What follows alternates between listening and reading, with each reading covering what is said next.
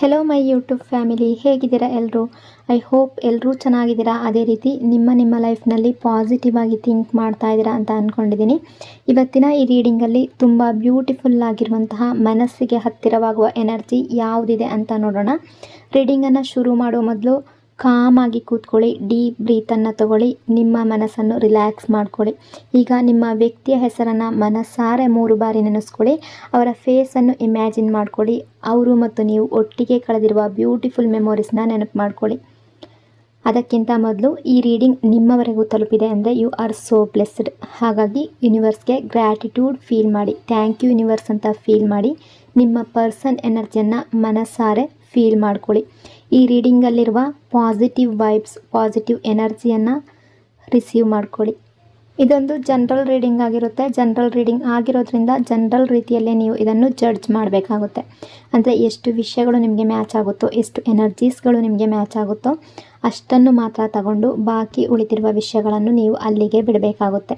ಈ ರೀಡಿಂಗಲ್ಲಿ ಬರುವ ಯಾವುದೇ ವಿಷಯಗಳನ್ನಾಗಲಿ ಫೋರ್ಸ್ಫುಲ್ಲಾಗಿ ನಿಮ್ಮ ಮೇಲೆ ನೀವು ಹಾಕ್ಕೊಳ್ಬಾರ್ದು. ಯಾಕೆಂದರೆ ಎಲ್ಲರ ಎನರ್ಜೀಸ್ ಕೂಡ ಸೇಮ್ ಆಗಿರೋದಿಲ್ಲ. ರೀಡಿಂಗನ್ನು ನೋಡಬೇಕಾದ್ರೆ ವಿಡಿಯೋನ ಲೈಕ್ ಮಾಡ್ಕೊಳ್ಳಿ. ಅದೇ ರೀತಿ ಚಾನಲ್ನ ಸಬ್ಸ್ಕ್ರೈಬ್ ಮಾಡಿಕೊಂಡು ಕನೆಕ್ಟ್ ಆಗಿ. ಮೊದಲಿಗೆ ಯಾವ ಎನರ್ಜಿ ಇದೆ ಅಂತ ನೋಡೋದಾದರೆ, ಈ ವ್ಯಕ್ತಿಗೆ ಅವರ ತಪ್ಪಿನ ಅರ್ಥ ಆಗ್ತಾ ಇದೆ. ತುಂಬ ಹೆವಿ ಮತ್ತು ಡೀಪ್ ಎನರ್ಜಿ ಕಾಣಿಸ್ತಾ ಇದೆ. ಸಾಮಾನ್ಯ ಮಿಸ್ ಮಾಡ್ಕೊಳ್ತಾ ಇರುವಂತಹ ಎನರ್ಜಿ ಇಲ್ಲ. ಇಲ್ಲಿ ಒಬ್ಬ ವ್ಯಕ್ತಿ ಮನಸ್ಸಿನ ಒಳಗಡೆ ತುಂಬ ಯೋಚನೆ ಮಾಡ್ತಾ ಇದ್ದಾರೆ, ತುಂಬ ಬದಲಾಗ್ತಿದ್ದಾರೆ ಮತ್ತು ಮುಖ್ಯವಾಗಿ ಅವರ ತಪ್ಪುಗಳು ತಮ್ಮ ಮನಸ್ಸಿನ ಮುಂದೆ ಒಪ್ಕೊಳ್ಳುವಂತಹ ಸ್ಟೇಜ್ಗೆ ಬಂದಿದ್ದಾರೆ. ನಿಮ್ಮ ಪಾರ್ಟ್ನರ್ ಈ ರಿಲೇಷನ್ಶಿಪ್ಪಲ್ಲಿ ನಿಜವಾಗ್ಲೂ ಏನು ತಪ್ಪಾಯಿತು ಅನ್ನೋದನ್ನು ಕ್ಲಿಯರ್ ಆಗಿ ಅರ್ಥ ಮಾಡ್ಕೊಳ್ತಾ ಇದ್ದಾರೆ. ಹಿಂದೆ ಏನಾಗ್ತಿತ್ತು ಅಂದರೆ, ಜಗಳ ಆದಾಗ ಇಬ್ಬರು ತಪ್ಪು ಅವರದೇ ಅಂತ ಯೋಚನೆ ಮಾಡ್ತಾಯಿದ್ರಿ. ಅಂದರೆ ಅವರ ತಪ್ಪು ಅಂತ ನೀವು ಯೋಚನೆ ಮಾಡ್ತಾಯಿದ್ರಿ, ನಿಮ್ಮ ತಪ್ಪು ಅಂತ ಅವ್ರು ಯೋಚನೆ ಮಾಡ್ತಾಯಿದ್ರು. ಆದರೆ ಇಬ್ಬರು ಕೂಡ ತಲೆ ಬಾಗೋದಕ್ಕೆ ರೆಡಿ ಇರಲಿಲ್ಲ. ಒಬ್ಬರು ಮೌನವಾಗಿದ್ದರೆ ಮತ್ತೊಬ್ಬರು ಇನ್ನೂ ಹೀಗೋ ಇಟ್ಕೊಂಡು ಕೂತ್ಕೊಳ್ತಿದ್ರಿ. ಆದರೆ ಈಗ ಅವರ ಮನಸ್ಸಿನೊಳಗಡೆ ತುಂಬ ದೊಡ್ಡ ಚೇಂಜ್ ಶುರುವಾಗಿದೆ. ಅವರಿಗೆ ಗೊತ್ತಾಗಿದೆ ಈ ರಿಲೇಷನ್ಶಿಪ್ ಹಾಳಾಗೋದಕ್ಕೆ ಕಾರಣ ಹೊರಗಿನ ಜನ ಅಲ್ಲ, ಯಾರೋ 3ನೇ ವ್ಯಕ್ತಿ ಅಲ್ಲ, ನಮ್ಮಿಬ್ಬರ ಈಗೋ, ಹಠ, ಕೋಪ ಅದೇ ನಮ್ಮನ್ನು ದೂರ ಮಾಡಿದೆ ಅನ್ನೋ ಅರಿವು ತುಂಬ ಸ್ಟ್ರಾಂಗ್ ಆಗಿ ಬರ್ತಾ ಇದೆ. ಪಾಸ್ಟಲ್ಲಿ ಅಥವಾ ಈ ಹಿಂದೆ ರೀಸೆಂಟ್ ಪಾಸ್ಟಲ್ಲಿ ಆಗಿರ್ಬೋದು, ಅವ್ರು ಯಾವ ರೀತಿ ಯೋಚನೆ ಮಾಡ್ತಾಯಿದ್ರು ಅಂದರೆ, ನಿಮ್ಮದೇ ತಪ್ಪು, ನೀವೇ ಅರ್ಥ ಮಾಡ್ಕೊಳ್ತಾ ಇಲ್ಲ ಅಂತ ಯೋಚನೆ ಮಾಡಿರ್ಬೋದು. ಆದರೆ ಈಗ ಅವರಿಗೆ ಅವರ ತಪ್ಪು ಕೂಡ ಇದೆ ಅಂತ ಕಾಣಿಸ್ತಾ ಇದೆ. ನಾನು ಸ್ವಲ್ಪ ಕಾಮಾಗಿ ಮಾತಾಡಿದ್ರೆ, ನಾನು ಸ್ವಲ್ಪ ಸ್ಮೂತಾಗಿ ಬಿಹೇವ್ ಮಾಡಿದರೆ, ನಾನು ಆ ಕ್ಷಣದಲ್ಲಿ ಈಗೋ ಬಿಟ್ಟಿದ್ರೆ ಈ ರಿಲೇಷನ್ಶಿಪ್ ಇಷ್ಟು ಹಾಳಾಗ್ತಿರ್ಲಿಲ್ಲ ಅನ್ನೋ ಪಶ್ಚಾತ್ತಾಪ ಅವರನ್ನು ಮನಸ್ಸಿನ ಒಳಗಡೆಯಿಂದ ಕಾಡ್ತಾ ಇದೆ. ಅವರು ಹೊರಗಡೆಯಿಂದ ನಾರ್ಮಲ್ ಆಗಿ ಬಿಹೇವ್ ಮಾಡ್ತಾ ಇರ್ಬೋದು, ಬಟ್ ಮನಸ್ಸಿನ ಒಳಗಡೆ ಅಶಾಂತಿ ಅನ್ನೋದು ತುಂಬಿಕೊಂಡಿದೆ. ಅವರು ಮೊದಲು ಯಾವ ರೀತಿ ವರ್ತನೆ ಮಾಡಿರ್ಬೋದು ಅಂದರೆ ನೀವು ಸಪ್ರೇಷನ್ನಲ್ಲಿದ್ದಾಗ ಅಥವಾ ನೀವು ದೂರ ಹೋದಾಗ, ನೋ ಕಾಂಟ್ಯಾಕ್ಟ್ ಸಿಚುವೇಶನ್ನಿಗೆ ಬಂದಾಗ ನನಗೇನು ಫೀಲ್ ಆಗಲ್ಲ, ಹೋದರೆ ಹೋಗಲಿ, ನನಗೆ ಯಾರೂ ಬೇಕಿಲ್ಲ ಅಂತ ಬಿಹೇವ್ ಮಾಡಿರ್ಬೋದು. ಆದರೆ ಅದು ನಿಜವಾದ ಫೀಲಿಂಗ್ ಅಲ್ಲ, ಅದು ಅವರ ಈಗೋ ಹಿಂದೆ ಹಾಕಿರುವಂತಹ ಮುಖವಾಡ. ಆ ಮುಖವಾಡ ನಿಧಾನವಾಗಿ ಕಳಿಸ್ತಾ ಇದೆ. ನಿಮ್ಮ ಹಳೆಯ ಚಾಟ್ಗಳು ನೆನಪಾಗ್ತಾ ಇದೆ, ನಿಮ್ಮ ಮಾತಿನ ಟೋನ್ ನೆನಪಾಗ್ತಾ ಇದೆ. ನೀವು ಕೋಪದಲ್ಲಿ ಹೇಳಿದ ಮಾತಿಗಿಂತ ನೀವು ಪ್ರೀತಿಯಿಂದ ಮಾತನಾಡಿದ ಕ್ಷಣಗಳು ಹೆಚ್ಚು ನೆನಪಾಗ್ತಾ ಇದೆ. ಈ ಹಿಂದೆ ಅಥವಾ ಪಾಸ್ಟ್ನಲ್ಲಿ ನಿಮ್ಮ ಪ್ರೀತಿ ಅವರಿಗೆ ನಾರ್ಮಲ್ ಅಂತ ಅನ್ನಿಸ್ತಾ ಇತ್ತು, ಸಾಮಾನ್ಯ ಅಂತ ಅನ್ನಿಸ್ತಾ ಇತ್ತು. ಇವ್ರು ಯಾವಾಗಲೂ ನನ್ನ ಜೊತೆ ಇರ್ತಾರೆ ಅನ್ನೋ ಕಾನ್ಫಿಡೆನ್ಸ್ ಜಾಸ್ತಿ ಇತ್ತು. ಆದರೆ ಈಗ ನಿಮ್ಮ ಸೈಲೆನ್ಸ್ ಅವರಿಗೆ ತುಂಬ ಪೇಯ್ನ್ ಕೊಡ್ತಾ ಇದೆ. ನಿಮ್ಮ ಗ್ಯಾಪ್ ಅನ್ನೋದು ಅವರಿಗೆ ಶಿಕ್ಷೆ ರೀತಿಯಾಗಿದೆ. ನಿಮ್ಮ ಇಗ್ನೋರ್ ಈಗ ಈ ವ್ಯಕ್ತಿಗೆ ತುಂಬ ಕಷ್ಟ ಕೊಡ್ತಾ ಇದೆ.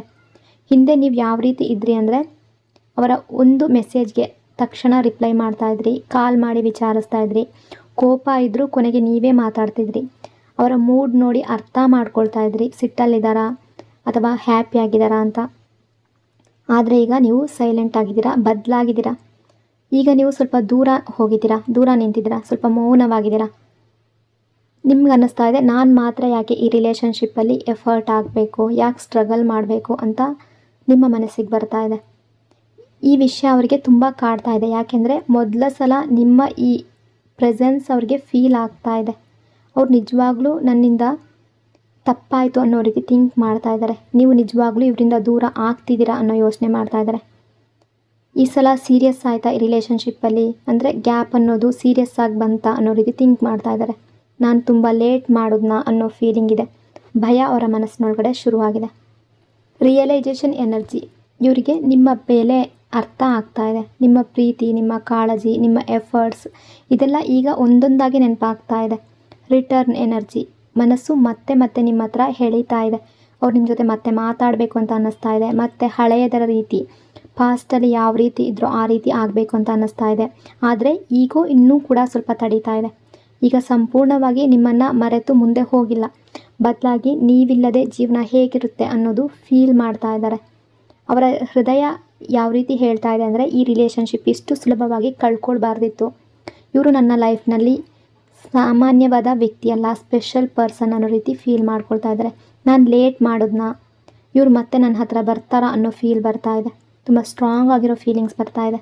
ಈ ವ್ಯಕ್ತಿ ಈಗ ಹೊರಗಡೆ ಎಷ್ಟೇ ನಾರ್ಮಲ್ ಆಗಿ ನಟನೆ ಮಾಡ್ತಾ ಇರ್ಬೋದು, ನಿಮಗೆ ಕಾಣಿಸ್ಕೊಳ್ತಾ ಇರ್ಬೋದು, ಬಿಹೇವ್ ಮಾಡ್ತಾ ಇರ್ಬೋದು, ಬಟ್ ಮನಸ್ಸಿನ ಒಳಗಡೆ ನಿಮ್ಮ ಬಗ್ಗೆ ಯೋಚನೆ ತುಂಬ ನಡೀತಾ ಇದೆ. ಮಿಸ್ಸಿಂಗ್ ಎನರ್ಜಿ, ಇದು ಕೇವಲ ಮಿಸ್ ಮಾಡ್ಕೊಳ್ತಾ ಇದ್ದಾರೆ ಅನ್ನೋ ಲೆವೆಲ್ ಅಲ್ಲ. ಇಲ್ಲಿ ಆ ವ್ಯಕ್ತಿ ಮೊದಲ ಸಲ ನಿಮ್ಮ ಬೆಲೆ, ನಿಮ್ಮ ಪ್ರೀತಿ, ನಿಮ್ಮ ಪ್ರೆಸೆನ್ಸ್ ಎಷ್ಟು ದೊಡ್ಡದು ಅನ್ನೋದನ್ನು ಮನಸ್ಸಿನ ಒಳಗಡೆಯಿಂದ ಫೀಲ್ ಮಾಡ್ತಾ ಇದ್ದಾರೆ. ಒಂದು ಟೈಮ್ನಲ್ಲಿ ಅಥವಾ ಪಾಸ್ಟಲ್ಲಿ ನೀವು ಈ ವ್ಯಕ್ತಿಗೆ ಏನಾಗಿದ್ರಿ ಅಂದರೆ, ಅವರ ಕಂಫರ್ಟ್ ಪರ್ಸನ್ ಆಗಿದ್ರಿ, ಅವರ ಸೇಫ್ ಪ್ಲೇಸ್ ಆಗಿದ್ರಿ. ಅವರಿಗೆ ಏನಾದರೂ ಆದರೆ ಮೊದಲು ನೆನಪಾಗೋ ವ್ಯಕ್ತಿ ನೀವು. ಎಲ್ಲೇ ಇದ್ದರೂ ನೀವು, ಎಷ್ಟೇ ಬ್ಯುಸಿಯಾಗಿದ್ದರೂ ಕೂಡ ನೀವು ಮಾತಾಡ್ತಿದ್ರಿ. ಒಂದು ಮೆಸೇಜ್ ಮಾಡಿದ್ರೆ ತಕ್ಷಣ ರಿಪ್ಲೈ ಕೊಡ್ತಾಯಿದ್ರಿ. ಅವರು ದುಃಖದಲ್ಲಿದ್ದರೆ ನೀವು ನಿದ್ರೆ ಬಿಟ್ಟು ಮಾತಾಡ್ತಿದ್ರಿ. ಅವರಿಗೆ ಖುಷಿ ಇದ್ದರೆ ಅದಕ್ಕಿಂತ ಜಾಸ್ತಿ ಖುಷಿ ನಿಮಗಿರ್ತಾ ಇತ್ತು. ಅವರ ನೋವನ್ನು ನಿಮ್ಮ ನೋವು ರೀತಿ ನೀವು ತಗೊಳ್ತಾ ಇದ್ರಿ. ಅವರು ಏನು ಹೇಳಿದ್ರೂ ಕೂಡ ತುಂಬ ಪ್ರೀತಿಯಿಂದ ಮಾತಾಡಿಸ್ತಾ ಇದ್ರಿ. 2 ಸಲ ಯೋಚನೆ ಮಾಡ್ತಾ ಇರಲಿಲ್ಲ. ಆದರೆ ಆ ಒಂದು ಹಂತದ ನಂತರ ನೀವು ಅವರ ಬಿಹೇವಿಯರ್ ನೋಡಿ ಆಗಿರ್ಬೋದು, ಅವ್ರು ನಿಮಗೆ ಹರ್ಟ್ ಮಾಡಿರ್ಬೋದು, ಚೀಟ್ ಮಾಡಿರ್ಬೋದು, ಅಥವಾ ನಿಮ್ಮನ್ನು ತುಂಬ ಇಗ್ನೋರ್ ಮಾಡಿರ್ಬೋದು. ಇದೆಲ್ಲ ಕಾರಣದಿಂದ ನೀವು ಒಂದು ಸೈಲೆಂಟ್ ಹಂತಕ್ಕೆ ತಲುಪಿದ್ರಿ. ನಾನು ಮಾತ್ರ ಯಾಕೆ ಸ್ಟ್ರಗಲ್ ಮಾಡಬೇಕು, ನಾನು ಮಾತ್ರ ಯಾಕೆ ಎಫರ್ಟ್ ಹಾಕಬೇಕು ಅನ್ನೋದು ನಿಮ್ಮ ಮನಸ್ಸಿನ ಒಳಗಡೆ ಕೂಡ ಶುರು ಆಗೋದಕ್ಕೆ ಸ್ಟಾರ್ಟ್ ಆಯಿತು. ಸೊ ನಿಮ್ಮ ಎನರ್ಜಿಯಲ್ಲಿ ಕೂಡ ನೀವು ಒಂದು ದಿನದಲ್ಲಿ ಬದಲಾಗಿರೋದಲ್ಲ, ನಿಧಾನವಾಗಿ ಬದಲಾಗ್ತಾ ಹೋದ್ರಿ. ಮೊದಲೆಲ್ಲ ಅವರಿಗೆ ತುಂಬ ಸಮಯ ಕೊಡ್ತಾ ಇದ್ದ ನೀವು, ಜಗಳ ಆದರೂ ನೀವೇ ಮಾತಾಡ್ತಾ ಇದ್ರಿ, ಅರ್ಥ ಮಾಡ್ಕೊಳ್ಳೋದಕ್ಕೆ ಪ್ರಯತ್ನ ಮಾಡ್ತಾಯಿದ್ರಿ, ಮತ್ತೆ ಈ ರಿಲೇಷನ್ಶಿಪ್ ಉಳಿಸೋದಕ್ಕೆ ಎಫರ್ಟ್ಸ್ ಆಗ್ತಾಯಿದ್ರಿ. ಆದರೆ ಒಂದು ಸಮಯದ ನಂತರ ನಿಮ್ಮ ಮನಸ್ಸು ಕೇಳೋದಕ್ಕೆ ಶುರು ಮಾಡ್ತು. ನಾನು ಮಾತ್ರ ಯಾಕೆ, ನನ್ನ ಫೀಲಿಂಗ್ಸ್ಗೆ ವ್ಯಾಲ್ಯೂ ಇಲ್ವಾ, ನನ್ನನ್ನು ಯಾರಾದರೂ ಅರ್ಥ ಮಾಡ್ಕೊಳ್ತಾ ಇದ್ದಾರಾ ಅಂತ ನೀವು ಕೂಡ ನಿಮ್ಮ ಮನಸ್ಸನ್ನು ಕೇಳ್ಕೊಳ್ಳೋದಕ್ಕೆ ಶುರು ಮಾಡಿದ್ರಿ. ಅದೇ ಜಾಗದಲ್ಲಿ ನಿಮ್ಮ ಎನರ್ಜಿ ಬದಲಾಗೋದಕ್ಕೆ ಶುರುವಾಯಿತು. ನೀವು ಹಿಂದೆ ಇದ್ದ ಹಾಗೆ ತಕ್ಷಣ ಅವರ ಹಿಂದೆ ಓಡೋದು, ಚೇಸ್ ಮಾಡೋದು ಕಡಿಮೆ ಮಾಡಿದ್ರಿ. ರಿಪ್ಲೈ ಲೇಟ್ ಆಗೋದಕ್ಕೆ ಶುರುವಾಯಿತು. ಕೋಪ ಬಂದಾಗ ಮೌನವಾಗೋದು ಶುರುವಾಯಿತು. ಹಿಂದೆ ಇದ್ದ ಪ್ರಯಾರಿಟಿ ಸ್ವಲ್ಪ ಕಡಿಮೆ ಮಾಡಿದ್ರಿ. ಆದರೆ ನೀವು ಹೀಗೆ ಮಾಡಿದ್ದು ಪ್ರೀತಿ ಕಡಿಮೆ ಅಂತ ಅಲ್ಲ, ತುಂಬ ನೋವಾಗಿತ್ತು ನಿಮಗೆ, ತುಂಬ ಪೇಯ್ನ್ ಆಗಿತ್ತು. ಕಾರಣ ಆ ವ್ಯಕ್ತಿಯ ಈಗೋ, ಆ ವ್ಯಕ್ತಿಯ ಬಿಹೇವಿಯರಿಂದ. ಮೊದಲೆಲ್ಲ ಅವರು ನಿಮ್ಮ ಬದಲಾವಣೆಯನ್ನು ಸೀರಿಯಸ್ ಆಗಿ ತಗೊಂಡಿರಲಿಲ್ಲ. ಮೊದಲು ಅವ್ರು ಯಾವ ರೀತಿ ಯೋಚನೆ ಮಾಡಿದ್ದಾರೆ ಅಂದರೆ, ಸರಿ ಬಿಡು, ಸ್ವಲ್ಪ ದಿನದಲ್ಲಿ ಮತ್ತೆ ನಾರ್ಮಲ್ ಆಗ್ತಾರೆ, ಇವ್ರು ನನ್ನನ್ನು ಬಿಟ್ಟು ಹೋಗೋದಿಲ್ಲ, ಕೋಪ ಬಂದಿರಬಹುದು ಅಂತ. ಯಾಕೆಂದರೆ ಅವರಿಗೆ ನಿಮ್ಮ ಮೇಲೆ ಪ್ರೀತಿ ಮತ್ತು ಕಾನ್ಫಿಡೆನ್ಸ್ ಎರಡೂ ಇತ್ತು. ನೀವು ಯಾವಾಗಲೂ ಮತ್ತೆ ಹೋಗ್ತೀರಾ, ಚೇಸ್ ಮಾಡ್ತೀರಾ ಅನ್ನೋ ಅಭ್ಯಾಸ ಆಗಿಬಿಟ್ಟಿತ್ತು ಅವ್ರಿಗೆ. ಆದರೆ ಈ ಸಲ ಏನೋ ಡಿಫ್ರೆಂಟಾಗಿ ಆಗಿದೆ ಅನ್ನೋದು ಅವ್ರಿಗೆ ಅರ್ಥ ಆಗಲಿಲ್ಲ. ಈಗ ಅರ್ಥ ಆಗ್ತಾ ಇದೆ. ನಿಮ್ಮ ಸೈಲೆನ್ಸ್ ಈಗ ಅವರನ್ನು ಒಳಗಿನಿಂದ ಕಾಡ್ತಾ ಇದೆ. ಈ ವ್ಯಕ್ತಿಗೆ ಈಗ ನಿಮ್ಮ ಮೌನವೇ ದೊಡ್ಡ ಶಿಕ್ಷೆ ಆಗಿದೆ. ಹಿಂದೆ ನೀವು ಊಟ ಆಯಿತಾ ಅಂತ ಮೆಸೇಜ್ ಮಾಡ್ತಾ ಇರಬಹುದು, ಅಥವಾ ತುಂಬ ಆ ವ್ಯಕ್ತಿಯ ಬಗ್ಗೆ ಕನ್ಸರ್ನ್ ತೋರಿಸ್ತಾ ಇರ್ಬೋದು. ಅವರು ದುಃಖದಲ್ಲಿದ್ದರೆ ಸಮಾಧಾನ ಮಾಡ್ತಾಯಿದ್ರಿ. ಒಂದಿನ ಮಾತಾಡಲಿಲ್ಲ ಅಂದರೆ ನೀವೇ ಮಾತಾಡ್ತಾ ಇದ್ರಿ. ಆದರೆ ಈಗ ಆ ಕಾಳಜಿ ಅನ್ನೋದು ಕಡಿಮೆ ಆಗಿದೆ. ಅದೇ ವಿಷಯ ಅವರನ್ನು ತುಂಬ ಕಾಡ್ತಾ ಇದೆ. ರಾತ್ರಿ ಒಬ್ಬರೇ ಇದ್ದಾಗ ನಿಮ್ಮ ನೆನಪು ತುಂಬ ಬರ್ತಾ ಇದೆ. ನಿಮ್ಮ ಹಳೆಯ ಚಾಟ್ ಓದಬೇಕು ಅಂತ ಅನ್ನಿಸ್ತಾ ಇದೆ, ನಿಮ್ಮ ವಾಯ್ಸ್ ಕೇಳಬೇಕು ಅಂತ ಅನ್ನಿಸ್ತಾ ಇದೆ, ನೀವು ಹಿಂದೆ ಹೇಗೆ ಪ್ರೀತಿಯಿಂದ ಮಾತನಾಡ್ತಿದ್ರಿ ಅನ್ನೋದು ನೆನಪಾಗ್ತಾ ಇದೆ. ಈ ವ್ಯಕ್ತಿ ಈಗ ಹೊರಗಡೆ ನಾರ್ಮಲ್ ಆಗಿದ್ದಾರೆ, ಏನೂ ಆಗಿಲ್ಲ, ನಾನು ಓಕೆ ಅನ್ನೋ ರೀತಿ ಬಿಹೇವ್ ಮಾಡ್ತಾ ಇದ್ದಾರೆ. ಬಟ್ ಒಳಗೆ ನಿಮ್ಮ ಅಟೆನ್ಷನ್ಗಾಗಿ ತುಂಬ ಕ್ರೇವ್ ಮಾಡ್ತಾ ಇದ್ದಾರೆ. ತುಂಬ ಸ್ಟ್ರಾಂಗ್ ಆಗಿರುವ ಎನರ್ಜಿ. ಈ ವ್ಯಕ್ತಿಗೆ ಈಗ ನಿಮ್ಮ ಪ್ರೆಸೆನ್ಸ್ ಬೇಕಾಗಿದೆ. ಅವರಿಗೆ ನಿಮ್ಮ ಜೊತೆ ಮಾತಾಡಬೇಕು ಅಂತ ಅನ್ನಿಸ್ತಾ ಇದೆ. ನಿಮ್ಮ ಕಾಳಜಿ ಮತ್ತೆ ಬೇಕಾಗಿದೆ. ನೀವು ಹಿಂದೆ ಕೊಟ್ಟ ಪ್ರೀತಿ ಮತ್ತು ಫೀಲ್ ಮಾಡಬೇಕು ಅಂತ ಅನ್ನಿಸ್ತಾ ಇದೆ. ನಿಮ್ಮ ಫೋಕಸ್, ನಿಮ್ಮ ಸಮಯ, ನಿಮ್ಮ ಮಮತೆ ಎಲ್ಲವೂ ಮತ್ತೆ ಬೇಕಾಗಿದೆ. ಅಂದರೆ ಒಂದು ರೀತಿಯಲ್ಲಿ ಹೇಳಬೇಕು ಅಂದರೆ, ಹಿಂದೆ ನಿಮ್ಮ ಪ್ರೀತಿಯನ್ನು ಟೇಕನ್ ಫಾರ್ ಗ್ರಾಂಟೆಡ್ ಅಂತ ತೆಗೆದುಕೊಂಡ ವ್ಯಕ್ತಿ ಈಗ ಅದೇ ಪ್ರೀತಿಗಾಗಿ ಒಳಗಿನಿಂದ ಕಾತರತೆಯಿಂದ ಕಾಯ್ತಾ ಇದ್ದಾರೆ. ತುಂಬ ವೆಯ್ಟ್ ಮಾಡ್ತಾ ಇದ್ದಾರೆ. ಬಟ್ ಅವರಿಗೆ ಒಂದು ಭಯ ಕೂಡ ಶುರುವಾಗಿದೆ, ನಿಜವಾಗ್ಲೂ ದೂರ ಆಗಿದ್ದೀರಾ ನೀವು ಅಂತ. ಈ ಸಲ ನಾನು ತಡ ಮಾಡೋದನ್ನ, ಲೇಟ್ ಮಾಡೋದನ್ನ, ಹಿಂದೆ ಇದ್ದಾಗೆ ಮತ್ತೆ ನನ್ನನ್ನು ಪ್ರೀತಿಸ್ತಾರಾ ಅನ್ನೋ ಪ್ರಶ್ನೆಗಳು ಅವರ ಮನಸ್ಸಿನಲ್ಲಿ ಓಡಾಡ್ತಾ ಇದೆ. ನಿಮ್ಮ ಚಿಕ್ಕ ಚಿಕ್ಕ ಬದಲಾವಣೆಗಳನ್ನು ಅವರು ಈಗ ಗಮನಿಸ್ತಾ ಇದ್ದಾರೆ. ಹಿಂದೆ ನೀವು ಕೊಟ್ಟ ಪ್ರೀತಿ ಎಷ್ಟು ದೊಡ್ಡದು ಅನ್ನೋದನ್ನು ನೀವು ಸ್ವಲ್ಪ ದೂರ ಆದಮೇಲೆ ಅವರಿಗೆ ಅರ್ಥ ಆಗ್ತಾ ಇದೆ. ಅವರ ಹೃದಯ ಏನು ಹೇಳ್ತಾ ಇದೆ ಅಂದರೆ, ನನಗೆ ಅವರ ಅಟೆನ್ಷನ್ ಬೇಕು, ಅಂದರೆ ನಿಮ್ಮ ಅಟೆನ್ಷನ್ ಬೇಕು. ಇವರು ಮತ್ತೆ ಮೊದಲಿನ ಹಾಗೆ ಮಾತಾಡಬೇಕು. ನನ್ನ ಲೈಫ್ನಲ್ಲಿ ಇವರ ಜಾಗ ಯಾರೂ ತುಂಬೋದಕ್ಕೆ ಆಗೋದಿಲ್ಲ. ನಾನು ಇವರನ್ನು ಮಿಸ್ ಮಾಡ್ತಾ ಇದ್ದೀನಿ ಅಂತ ಅವರ ಹೃದಯ ಹೇಳ್ತಾ ಇದೆ. ಈ ವ್ಯಕ್ತಿಗೆ ಗಿಲ್ಟ್, ಪಶ್ಚಾತ್ತಾಪ ಮತ್ತು ಕರ್ಮದ ಸ್ಟ್ರಾಂಗ್ ಎನರ್ಜಿ. ಅಂದರೆ ಸಾಮಾನ್ಯವಾಗಿ ಮಿಸ್ ಮಾಡ್ಕೊಳ್ತಾ ಇದ್ದಾರೆ ಅನ್ನೋ ಎನರ್ಜಿ ಅಲ್ಲ. ಒಬ್ಬ ವ್ಯಕ್ತಿ ಅವರ ತಪ್ಪುಗಳನ್ನು ಮನಸ್ಸಿನ ಒಳಗಡೆಯಿಂದ ಒಪ್ಕೊಳ್ಳುವ ಸ್ಟೇಜ್ಗೆ ಬಂದಿದ್ದಾರೆ. ಅಂದರೆ ಅವರು ಒಪ್ಕೊಳ್ತಾ ಇದ್ದಾರೆ, ಅದನ್ನು ಅವರು ನಿಮ್ಮ ತಪ್ಪು ಅಂತ ಬ್ಲೇಮ್ ಮಾಡ್ತಾ ಇಲ್ಲ. ಗಿಲ್ಟ್ ಎನರ್ಜಿ, ನಾನು ತಪ್ಪು ಮಾಡಿದೆ ಅನ್ನೋ ನೋವು. ಕಾರ್ಮಿಕ್ ಎನರ್ಜಿ, ನಾನು ಮಾಡಿದ್ದರ ಫಲ ಈಗ ಅನುಭವಿಸ್ತಾ ಇದ್ದೀನಿ ಅನ್ನೋ ಅರಿವು. ನಾನು ಈ ರಿಲೇಷನ್ಶಿಪ್ಪನ್ನು ಹೀಗೆ ಹಾಳು ಮಾಡಬಾರ್ದಿತ್ತು ಅನ್ನೋ ಪಶ್ಚಾತ್ತಾಪ. ಒಂದೇ ವಿಚಾರವನ್ನು ಮತ್ತೆ ಮತ್ತೆ ಯೋಚನೆ ಮಾಡ್ತಾ ಇದ್ದಾರೆ. ನಾನು ಯಾಕೆ ಆ ರೀತಿ ವರ್ತನೆ ಮಾಡಿದೆ, ನಾನು ಯಾಕೆ ಅಷ್ಟು ಈಗೋ ತೋರಿಸ್ದೆ, ನಿಜವಾಗ್ಲೂ ನನ್ನನ್ನು ಪ್ರೀತಿಸಿದ ವ್ಯಕ್ತಿಯನ್ನು ಯಾಕೆ ನಾನು ಹರ್ಟ್ ಮಾಡಿದೆ, ನೋವು ಮಾಡಿದೆ ಅನ್ನೋ ಪ್ರಶ್ನೆಗಳು ಅವರನ್ನು ತುಂಬ ಕಾಡ್ತಾ ಇದೆ.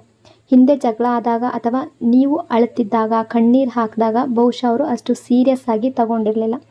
ನೀವು ಕೋಪದಲ್ಲಿ ಮೌನವಾದಾಗಲೂ ಸ್ವಲ್ಪ ದಿನದಲ್ಲೇ ಸರಿಯಾಗ್ತಾರೆ ಅಂತ ಅಂದ್ಕೊಂಡಿರಬಹುದು. ಆದರೆ ಈಗ ನಿಮ್ಮ ದೂರತನ ನಿಜವಾಗ್ಲೂ ಅವರ ಹೃದಯಕ್ಕೆ ತುಂಬ ಪೇಯ್ನ್ ಕೊಡ್ತಾ ಇದೆ. ಈಗ ಅವರಿಗೆ ಕ್ಲಿಯರಾಗಿ ಗೊತ್ತಾಗ್ತಾ ಇದೆ, ನಾನು ಈ ರಿಲೇಷನ್ಶಿಪ್ಪನ್ನು ಇಷ್ಟು ಕೆಟ್ಟ ರೀತಿಯಲ್ಲಿ ಮುಂದುವರಿಯೋದಕ್ಕೆ ಬಿಡಬಾರ್ದಿತ್ತು. ನಾನು ಆಗಲೇ ಯಾವುದಾದ್ರೊಂದು ಆ್ಯಕ್ಷನ್ ತಗೊಳ್ಬೇಕಿತ್ತು. ಹಿಂದೆ ನೀವು ಮಾಡಿದ ಚಿಕ್ಕ ಚಿಕ್ಕ ಕೆಲಸಗಳ ಬೆಲೆ ಈಗ ಗೊತ್ತಾಗ್ತಾ ಇದೆ. ಅದು ನಿಮ್ಮ ಪ್ರೀತಿಯಾಗಿರಬಹುದು. ಚಿಕ್ಕ ಚಿಕ್ಕ ವಿಚಾರಗಳನ್ನು ಅವರು ಅಷ್ಟು ವ್ಯಾಲ್ಯೂ ಮಾಡಿರಲಿಲ್ಲ. ಯಾಕೆಂದರೆ ಅವರಿಗದು ಸಾಮಾನ್ಯ ಅಂತ ಅನ್ನಿಸ್ತಾ ಇತ್ತು. ಅಂದರೆ ನೀವು ಕೇರ್ ಮಾಡೋದು ಅವ್ರಿಗೆ ತುಂಬ ಸಾಮಾನ್ಯ, ನಾರ್ಮಲ್ ಅಂತ ಅನ್ನಿಸ್ತಾ ಇತ್ತು. ಆದರೆ ಈಗ ಒಂದೊಂದೇ ನೆನಪು ಅವರ ಮನಸ್ಸಿಗೆ ಬರ್ತಾ ಇದೆ.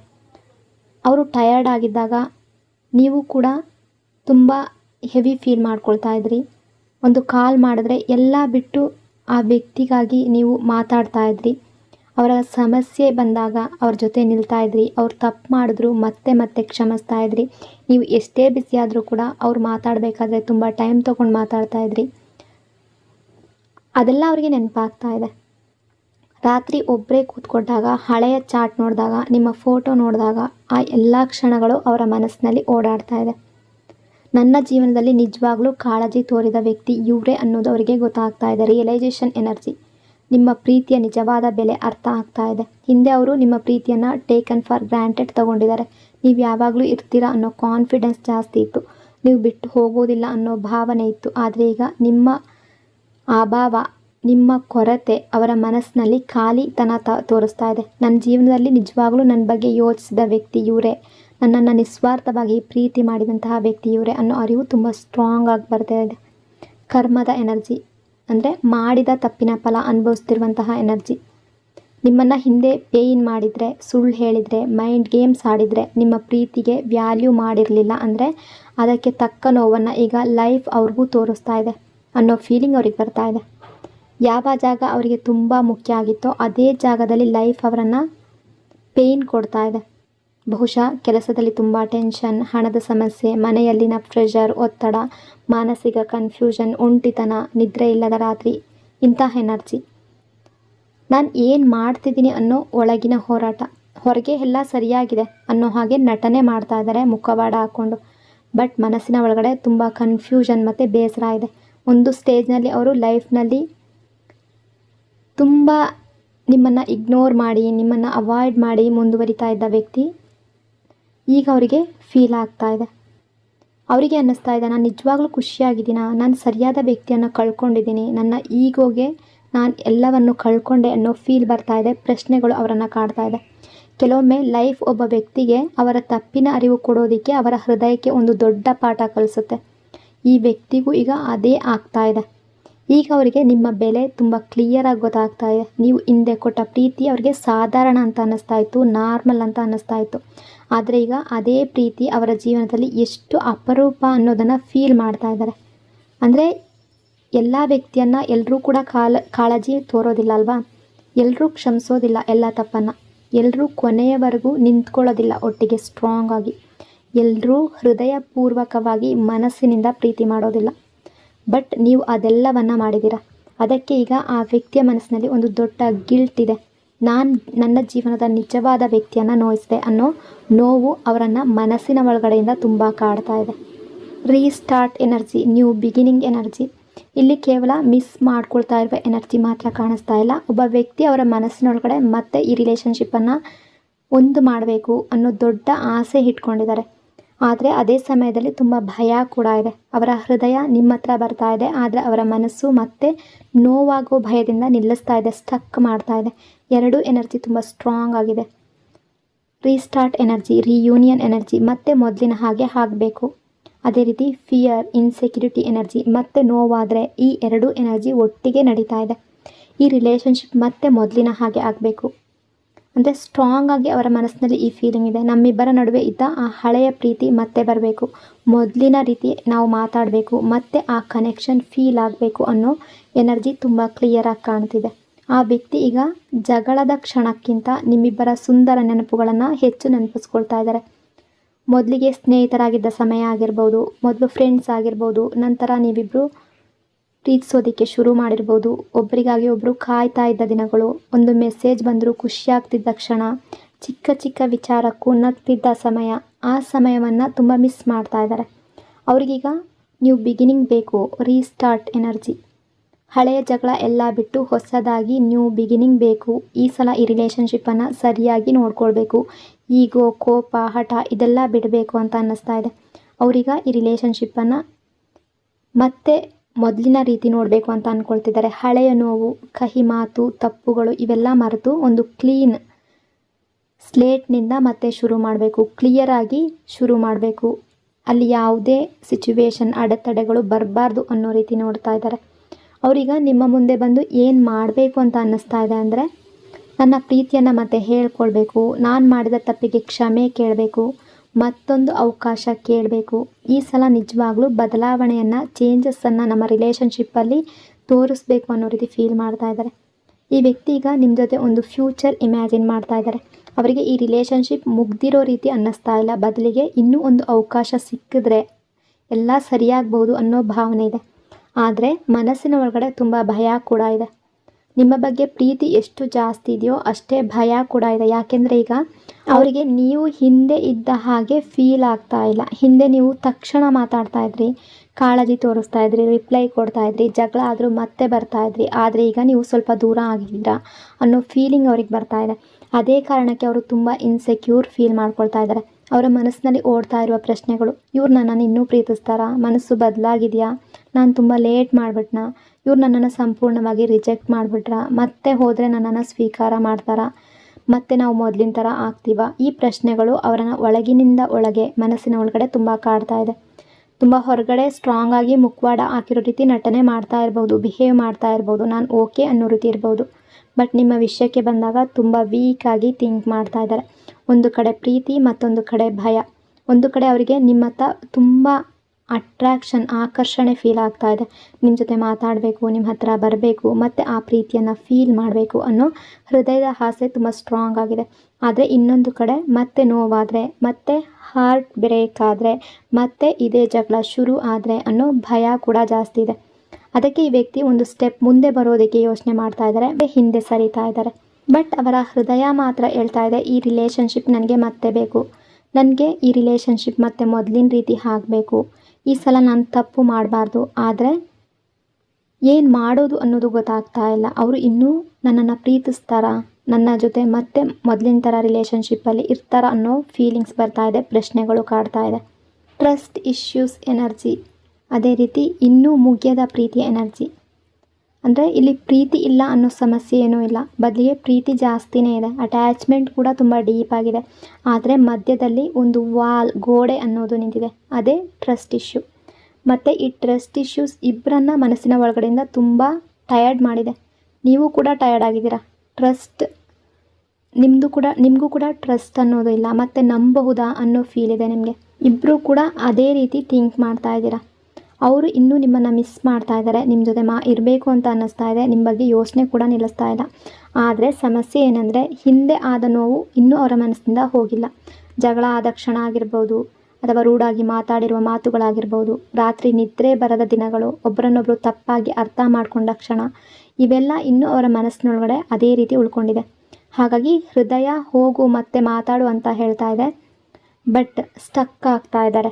ನಿಮ್ಮಿಬ್ಬರಲ್ಲೂ ಒಂದೇ ಭಯ ಓಡ್ತಾ ಇದೆ. ನಿಮ್ಮಿಬ್ಬರಲ್ಲೂ ಒಂದೇ ಪ್ರಶ್ನೆಯಲ್ಲಿ ಉಳಿತಾ ಇದೆ. ಈ ಸಲ ಏನಾಗಬಹುದು?